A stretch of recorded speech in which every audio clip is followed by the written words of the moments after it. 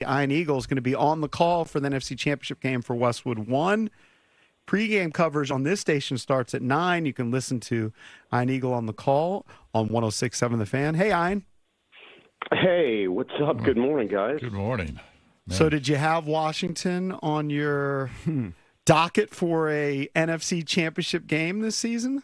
I did. Yeah, I was the only one. Well, you're rich then. If you're rich, if that's the case.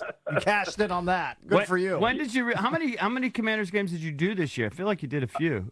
Yeah, I had 3, 2 on TV, 1 on radio. The TV games were Carolina at Washington, Pittsburgh at Washington. Radio game was Washington at Philly. Did you feel like? Enough. Wow. Did you feel like? Two things. Were the coaches giving you the idea and the belief kind of behind the scenes when you would meet with them that the guy was special, that Jayden was special? And then did you see it for yourself right away? Oh, yeah, yes. A resounding yes on both. Coaches' meetings, Dan Quinn. I think we met with Dan first, and he said, have you met with Jayden yet? And we're like, no. He said, oh, no, you're going to be blown away. And we were. We were blown away. Tell us why. Tell us what was it? Look, I've been doing this a long time, started doing NFL on CBS in 1998, and part of the deal when you do the TV game is you do meet with the head coach, you meet with the quarterback, meet with a star offensive player, meet with a star defensive player. So if you go through all the years, all the games, that means I've met with the star quarterback at some point over the course of their careers. Sometimes it's more than others. Tom Brady, it's a lot. Peyton Manning, it's a lot. Drew Brees, it was a few times. Aaron Rodgers, a few times. But you get a sense of who they are and what they stand for and how they comport themselves and how people relate to them.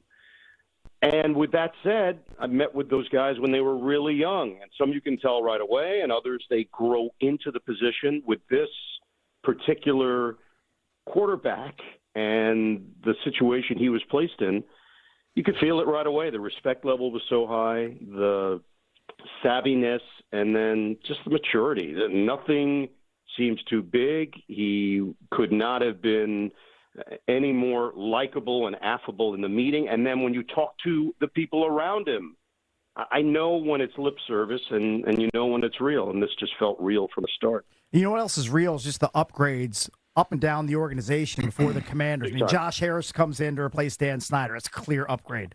Adam Peters, they finally have a real GM in charge of picking the players and forming the roster. Obviously, Jayden Daniels, an upgrade at quarterback. And Dan Quinn is a massive upgrade over Ron Rivera and some of the other coaches that have come through this building. It's just all like coalescing at one point together.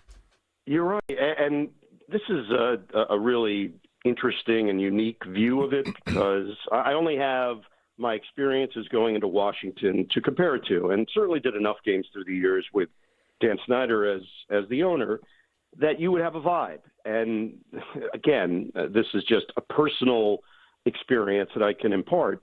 Whenever we did a Washington game, if you were meeting with the home team out at their facility, you would walk through the front doors and they would immediately move you to a room to the right. So you wouldn't really go into the actual facility. They had a room set up, and then they would bring the players to you and coaches to you.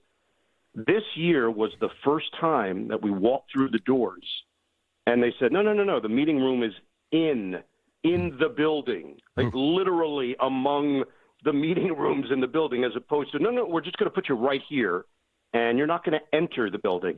So there was some strange symbolism in that when I went there the first time of, they want you to join them. They're inviting you in. It was a very different vibe, and I do think it speaks to a bigger picture, a culture change, and the fact that this team has responded to not only, as you mentioned, Dan Quinn, but management and the whole feeling around the franchise is different. It's a 180.